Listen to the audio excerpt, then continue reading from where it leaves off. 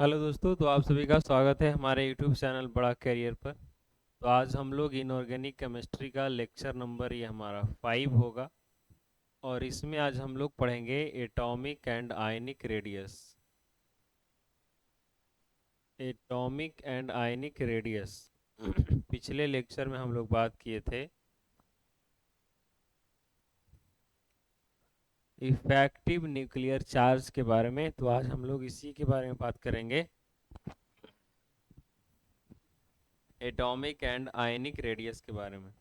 तो आइए हम लोग शुरू करते हैं। एटॉमिक रेडियस जो होता है वो अलग अलग एलिमेंट्स के लिए उसके प्रॉपर्टी के आधार पर डिफाइन किया जाता है। तो हम लोग इसमें सबसे पहले देखेंगे covalent radius. Covalent radii is defined as one half of the distance between the nuclei of two covalently bonded atom of the same elements in a molecule. मतलब सेम एलिमेंट का कोई ऐसा मॉलिक्यूल्स जो आपस में कोवैलेंट बॉन्ड के द्वारा बना हुआ है, तो उसके सेंटर के बीच के जो डिस्टेंस होगा उसके हाफ को ही हम लोग कोवैलेंट बॉन्ड कहते हैं। ये सब सिंपल आप समझने की ज़रूरत है, समझिए। होमोन्यूक्लियर डायटोमिक मॉलिक्यूल जैसे X2 ले लिए हैं, तो इसका रेडियस निकालना होगा। कोवैलेंटली होगा तो एक दूसरे में ये होता है, साझेदारी करके बनता है बॉन्ड, इसीलिए ये ओवरलैप कर रहा है एक दूसरे के ऊपर। तो इसका रेडियस निकालना होगा, तो रेडियस ऑफ कोवैलेंट बॉन्ड्स कह सकते हैं या कोवैलेंटली बॉन्डेड एटम्स या मॉलिक्यूल्स कह सकते हैं। तो distance between A and B by 2 हो जाएगा हमारा फॉर्मूला।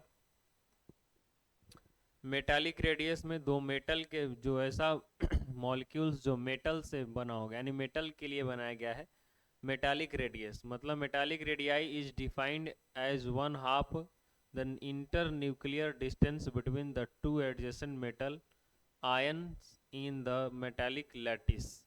तो इसका हमारा हो जाएगा radius distance between A and B by 2, यानी ए और बी के बीच का जो डिस्टेंस है उसी को आधा कर देंगे, निकल जाएगा। वंडर वाल रेडियस है। ये वंडर वाल रेडियस नोबल गैस एलिमेंट्स के लिए लागू होता है। और इसमें जो एलिमेंट्स होगा नोबल गैस वो थोड़ा दूर दूर पर रखा जाता है, इसलिए सबसे बड़ा रेडियस हमारा नोबल नहीं वंडरवाल रेडियस ही होता है। Distance between nucleus of two similar atom, जैसे सिमिलर एटम दे दिए हैं Z, mainly noble gas is A B as given then. मतलब ये हमारा हो गया, इसका सेंटर ए है, इसका सेंटर बी है। तो हमको निकालना क्या है, radius. Radius of van der Waals the distance between A and B by 2, इस तरीके से निकाल लेंगे। अब इसका मेन पार्ट अब शुरू होता है, जो कि सवाल पूछा जाएगा आपसे नोट में। Van der Waals radius is mainly useful for noble gas general in general for the same elements के लिए अगर देखें रेडियस का क्या होगा, तो हमारा सबसे बड़ा होगा वंडरवाल, उससे छोटा होगा मेटालिक और उससे छोटा होगा कोवैलेंट बॉन्ड। अब यहाँ से सवाल आपसे बनाना शुरू होगा, एप्लीकेशंस कैसे लगाएंगे, ये सबसे ज़्यादा इंपॉर्टेंट है। तो आप इसी चीज़ पर गौर करेंगे कि कैसे एप्लीकेशन आएगा, क्वेश्चन कैसे आएगा, एप्लीकेशन कैसे लगाना है। तो variation of radius in PT, यानी पीरियोडिक टेबल में रेडियस का वेरिएशन देखते हैं। तो पहले top to bottom in a group जाएंगे, तो रेडियस जो हमारा होगा वो इंक्रीज करेगा। तो ऊपर से नीचे आने पर, टॉप टू बॉटम आने पर रेडियस इंक्रीज करता है। क्यों इंक्रीज कर रहा है, due to increase in number of cell at every step. Z effective हमारा क्या होगा, कांस्टेंट होगा, लेकिन हर एक स्टेप में नंबर ऑफ सेल हमारा क्या होगा, बढ़ते जाएगा। जैसे इसमें आप देखेंगे एग्जाम्पल, रेडियस इंक्रीज कर रहा था, ऊपर हमारा लिथियम है, नीचे सोडियम है, पोटेशियम है, इस तरीके से। तो जैसे जैसे नीचे जाएंगे रेडियस बढ़ेगा, मतलब सबसे ज़्यादा रेडियस सीजियम का हो गया, उससे कम रुबिडियम, पोटेशियम, सोडियम और सब हो गया लिथियम का। फ्लोरीन, क्लोरीन, ब्रोमीन, आयोडीन देखेंगे, इसमें भी आयोडीन नीचे है, तो जो सबसे नीचे होगा उसका रेडियस सबसे ज़्यादा होगा। तो ये हो गया। लेफ्ट टू राइट आएंगे तो रेडियस डिक्रीज करता है। क्यों डिक्रीज करता है ये भी आपको दिया हुआ reason, due to shell remains same. Shell जो होगा वो सेम रहता है, लेकिन जेड इफेक्टिव इंक्रीज करेगा। जेड इफेक्टिव इंक्रीज होने से क्या होगा, अट्रैक्शन बढ़ जाएगा, और अट्रैक्शन बढ़ने से, अट्रैक्शन जब बढ़ेगा तो रेडियस घट जाएगा। तो लेफ्ट से राइट जा रहे हैं तो रेडियस हमारा क्या हो जाएगा, घटते जाएगा, यानी सबसे बड़ा रेडियस लिथियम का होगा, उससे कम बेरिलियम, और उससे कम हमारा जो भी आगे है वो सब हो जाएगा।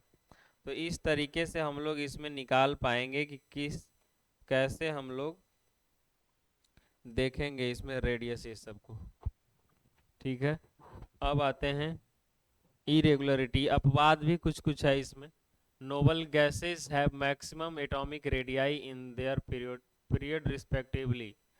देखो नोबल गैस जो भी है, जैसे हीलियम है, नियॉन है, आर्गन है, क्रिप्टॉन है, जेनॉन है, ये सब तो फर्स्ट पीरियड हो गया, second period, third period, fourth period और फिफ्थ पीरियड।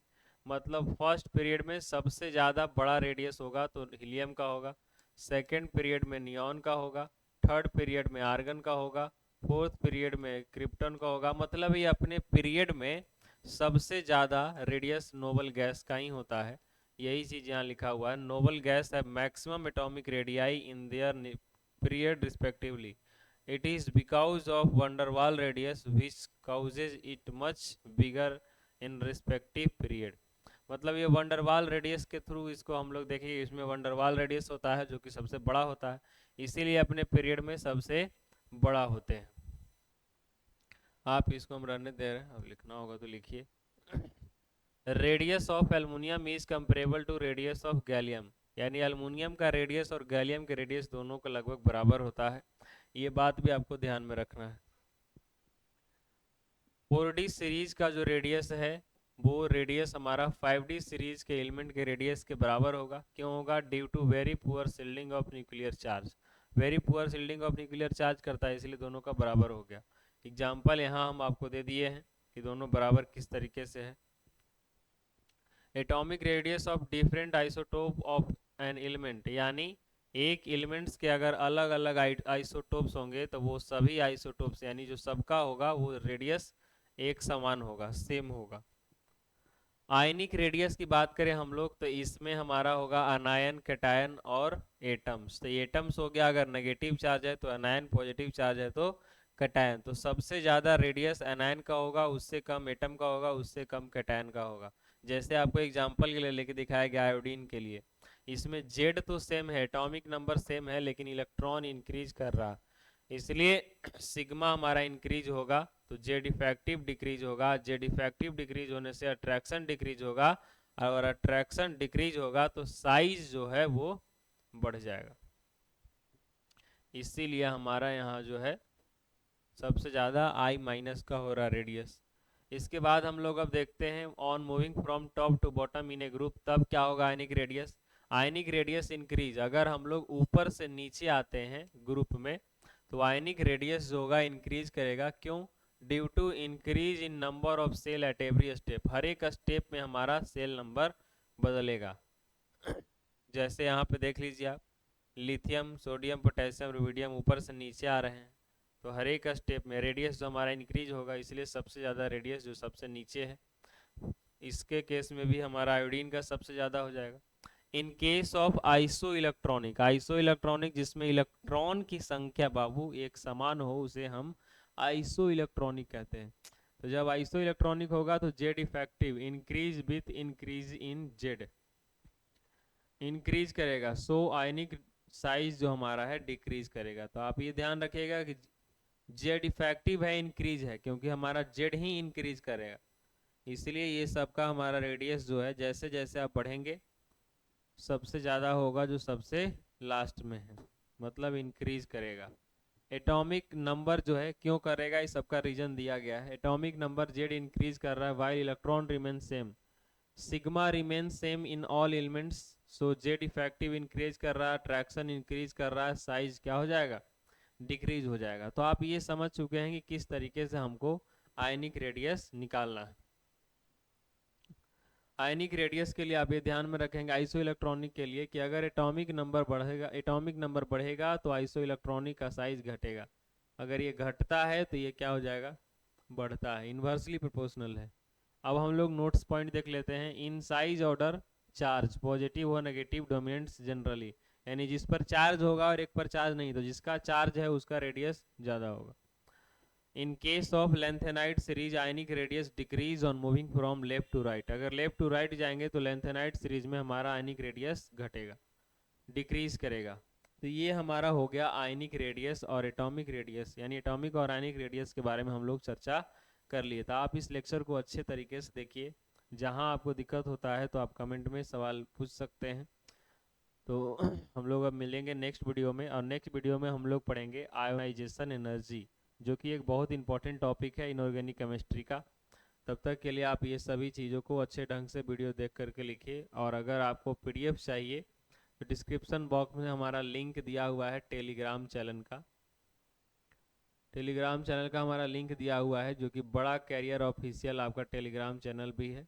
तो आप इसमें जा करके आप पीडीएफ ले सकते हैं। अगर पीडीएफ आपको चाहिए तो कमेंट में भी लिख सकते हैं सर पीडीएफ चाहिए, आपको पीडीएफ मिल जाएगा। तो इसी के साथ हम लोग समाप्त करते हैं इस वीडियो को। Thank you.